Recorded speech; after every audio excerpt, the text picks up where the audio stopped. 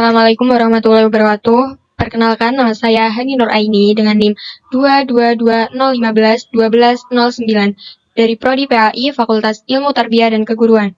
Dalam video ini, saya akan menerangkan sedikit tentang uji TITES untuk memenuhi tugas mata kuliah Statistika Pendidikan yang diampu oleh Ibu Cahya Amelia Husna MPD. Fungsi uji TITES sendiri itu untuk menguji rata-rata suatu sampel dan untuk membandingkan rata-rata dua sampel, ada tidaknya perbedaan rata-rata tersebut. Dan untuk spesifikasi uji T, yaitu data berskala ukur interval atau rasio, data berdistribusi normal, ukuran sampel kecil kurang dari 30, dan jika sampel lebih dari 30, uji T sama dengan uji Z. Hanya pada uji T diasumsikan simpangan baku populasi tidak diketahui. Jenis uji T dibagi menjadi dua. Yang pertama yaitu one sample t-test. One sample t-test digunakan untuk membandingkan rata-rata suatu sampel dengan suatu nilai konstanta tertentu. Jenis uji T yang kedua yaitu two sample t-test. Two sample t-test itu sendiri dibagi menjadi dua. Yang pertama yaitu dua sampel berpasangan atau dependent sample t-test dan dua sampel bebas atau independent sample t-test. Independent sample t-test digunakan untuk membandingkan rata-rata dua grup yang saling berpasangan, yaitu sampel dengan subjek yang sama namun terdapat dua perlakuan yang berbeda. Sedangkan dua sampel bebas atau independent sample t-test digunakan untuk membandingkan rata-rata dua grup yang tidak saling berpasangan, yaitu dua subjek yang berbeda. Memiliki kasus yaitu seorang peneliti ingin mengetahui rata-rata hasil belajar siswa yang diajar menggunakan metode integrated and discovery berbasis teknologi dibandingkan dengan rata-rata hasil belajar siswa yang diajar menggunakan metode konvensional. Penelitian dilakukan pada dua kelas, yaitu kelas eksperimen yang diajar dengan menggunakan integrated and discovery berbasis teknologi dan kelas kontrol yang diajar dengan menggunakan metode konvensional. Datanya diberikan sebagai berikut. Kelas kontrol memiliki hasil belajar yaitu 75 sampai 60 dan kelas eksperimen memiliki hasil belajar yaitu 85 sampai 85. Dengan taraf signifikan alfa sama dengan 0,05, apakah data memenuhi uji prasyarat? Jika uji prasyarat terpenuhi, apakah terdapat perbedaan signifikan rata-rata hasil belajar antara kedua kelompok tersebut? Di sini kita bisa mengetahui bahwa kasus ini memiliki dua sampel yang berbeda. Jadi dapat diketahui pula bahwa uji t-test yang akan dilakukan yaitu independent sample t-test. Dan yang seperti kita ketahui, sebelum kita menguji data uji t-test, independent t-test, ada asumsi yang perlu kita penuhi, yaitu data harus berdistribusi normal dan memiliki varian yang sama atau homogen. Jadi, langkah yang pertama kita lakukan yaitu kita menyiapkan data. Di sini saya sudah menyiapkan data dalam bentuk Excel. Ya, lalu kita buka aplikasi SPSS kita. Nah, kita salin dulu data kelas kontrol dengan cara kita blok semua datanya. Lalu kita Ctrl C. Setelah itu kita masukkan ke aplikasi SPSS. Lalu kita tempel dengan Ctrl V. Lalu kita salin lagi kelas eksperimen seperti tadi. Kita blok semua datanya, lalu Ctrl C, lalu kita tempel ke SPSS dengan cara Ctrl V. Di sini data masih berbentuk desimal. Nah, bagaimana sih cara agar data tersebut tidak menjadi desimal? Kita buka ke variable view. Di sini di desimal kita kasih angka 0 aja. Yang bawah juga. Lalu di name ini kita kasih kelas eksperimen. Nah, perlu diketahui juga bahwa aplikasi SPSS tidak bisa membaca spasi. Jadi kita menggunakan underscore kelas eksperimen, kita kasih kode A saja. Lalu maksudnya kelas kontrol. Yang baris kedua yaitu kelas eksperimen, kita kasih kode kelas B. Lalu di sini kita ganti scale yang bawah juga. Yang pertama, sebelum kita menguji uji normalitas data, kita harus sesuai dengan prosedur yang akan dilakukan. Yaitu yang pertama, uji prasyarat yang akan dilakukan, yaitu uji normalitas. Lalu yang kedua yaitu merumuskan hipotesis. Sini H0 sama dengan data memiliki distribusi yang normal. Sedangkan HA yaitu data memiliki distribusi tidak normal. Tanda signifikan di sini yaitu alfa sama dengan 0,05 atau 5%. Dan untuk menentukan statistik ujinya kita menggunakan uji Kolmogorov-Smirnov. Lalu kita menentukan kriteria pengujian, yaitu jika nilai signifikan lebih besar dari 0,05 maka H0 diterima, dan jika nilai signifikan kurang dari 0,05 maka H0 tidak diterima. Nah, setelah itu kita lanjut ke SPSS itu tadi. Untuk mencari uji prasyarat normalitas data, yang pertama yaitu klik Analysis, lalu Descriptive Statistik, lalu kita klik Export. Setelah itu kita blok kelas A dan kelas B, lalu kita pindah ke Dependent List, lalu kita klik Plots, lalu kita klik Normality Plots with Test, lalu kita klik Continue. Setelah itu kita OK. Sudah muncul hasil output dari uji normalitas data tadi. Di sini kita bisa lihat di uji Shapiro-Wilk nilai signifikan dari tes uji prasyarat normality yaitu 0,520. Yang kedua yaitu 0,232. Nah, dapat disimpulkan bahwa nilai signifikan lebih besar dari 0,05. Kita pindah ke Word tadi.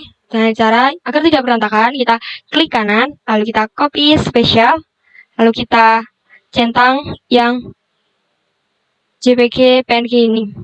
Lalu kita klik OK, lalu kita pindah ke Word, lalu kita taruh di output SPSS, lalu kita Ctrl V. Dari hasil output SPSS tadi dapat disimpulkan berdasarkan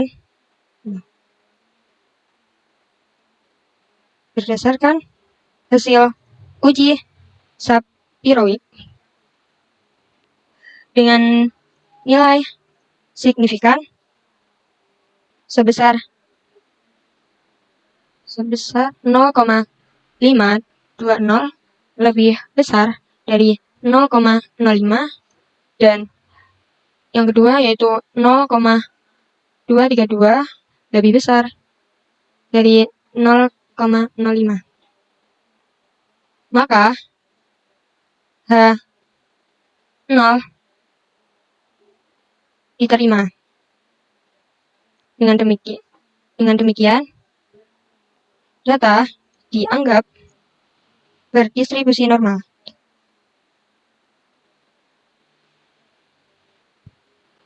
Dari sini kita bisa melihat bahwa data tadi berdistribusi normal, dan itu sudah memenuhi asumsi yaitu data berdistribusi normal.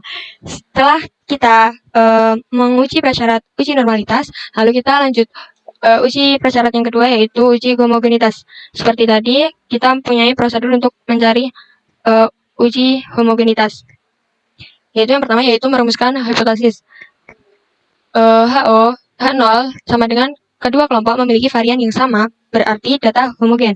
Dan HA, kedua kelompok tidak memiliki varian yang sama, berarti data tidak homogen. Dan untuk menentukan taraf signifikannya yaitu alfa sama dengan 0,05 atau 5%. Dan untuk menentukan statistik ujinya yaitu uji Levenet test.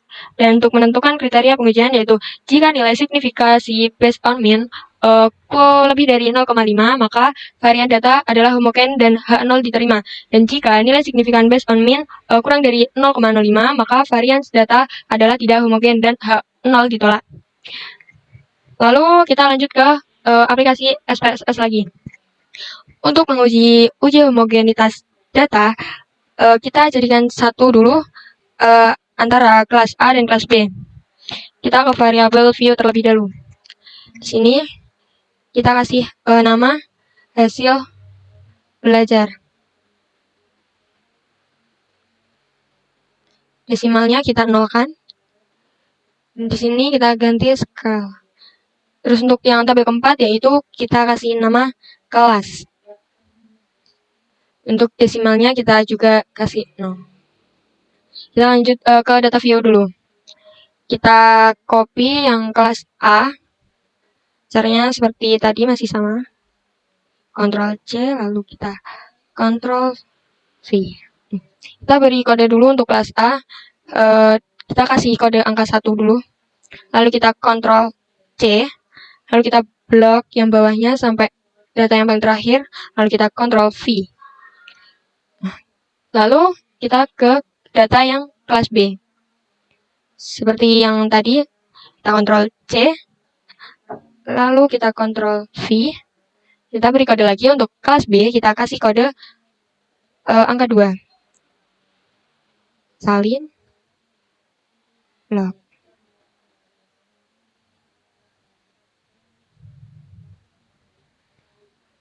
Nah, itu kita ke variabel view lagi. Untuk yang kelas ini kita ganti nominal. Kita kasih value, kita klik value yang untuk data kelas. Titik 3 untuk value 1, dan untuk kelas A kita tambahkan. Lalu untuk yang kelas B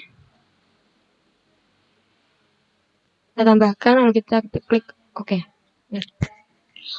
Untuk uji prasyarat homogenitas data, kita klik Analysis, lalu kita Compare Means, One Way ANOVA. Hasil belajar kita pindah ke Dependent List, dan untuk kelas kita pindah ke Vector. Kita Option, kita centangnya Homogeneity of Variance Stats, lalu kita klik Continue, lalu kita klik OK. Nah, muncul output dari tes homogenitas data. Nih, di sini kita dapat ketahui bahwa nilai signifikannya yaitu 0,862, yang berarti nilai signifikan lebih besar daripada 0,05. Kita klik kanan seperti tadi. Kita pindah. Dari hasil output SPSS tadi dapat disimpulkan yaitu berdasarkan uji relevannya dengan nilai signifikan 0,862, maka H0 diterima. Dengan demikian, varian antar kelompok dianggap homogen. Setelah kita mengetahui bahwa data yang kita punya sudah homogen, berarti kita sudah memenuhi asumsi yang diperlukan, yaitu data bervariansi sama, memiliki varian yang sama. Lalu kita lanjut ke uji yang terakhir, yaitu uji Independent Sample Test. Nah, kita menggunakan merumuskan hipotesis yaitu H0 sama dengan rata-rata hasil belajar siswa yang diajar menggunakan metode integrated and discovery atau kelas eksperimen sama dengan rata-rata hasil belajar yang diajar menggunakan metode konvensional atau kelas kontrol, dan HA sama dengan rata-rata hasil siswa yang diajar menggunakan metode integrated and discovery atau kelas eksperimen tidak sama dengan rata-rata hasil belajar yang diajar menggunakan metode konvensional atau kelas normal. Dan untuk menentukan taruh signifikan alfa sama dengan 0,05 atau 5%. Dan untuk menentukan statistik ujinya yaitu kita menggunakan uji Levene test. Dan untuk menentukan kriteria pengujian yaitu jika nilai signifikan lebih besar dari 0,05 maka H0 diterima. Dan jika nilai signifikan kurang dari 0,05 maka H0 ditolak. Kita lanjut ke aplikasi SPSS. Nah, untuk mencari uji t-test independent sample test, yaitu kita klik Analysis, lalu kita Compare Means, lalu klik Compare Means, terus Independent Sample t-test. Lalu untuk hasil belajar kita taruh ke test variable. Untuk yang kelas kita pindah ke grouping variable. Kita klik ini, kasih tanda 1. 2. Lalu continue, klik OK, dan keluarlah hasil output dari uji independentitas tadi. Nah, dari sini, dari rata-rata di grup statistik, dapat diketahui bahwa antara dua kelompok tadi memiliki rata-rata yang berbeda. Nah, untuk yang independentitas sendiri, ini nilai signifikannya yaitu 0,000. Berarti dapat diketahui bahwa nilai signifikan kurang dari 0,05. Kita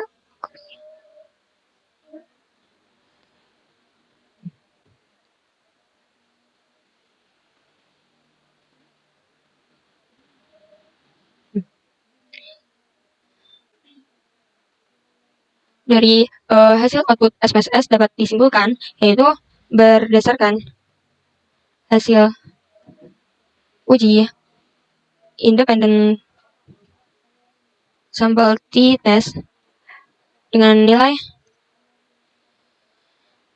signifikan 0,00, maka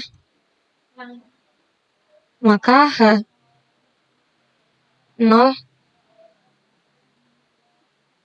ditolak. Oleh karena itu, ada perbedaan rata-rata yang signifikan antara kelas eksperimen dan kelas kontrol. Sekian video dari saya. Maaf apabila ada tutur kata yang salah atau perlu perbaikan. Sekian. Wassalamualaikum warahmatullahi wabarakatuh.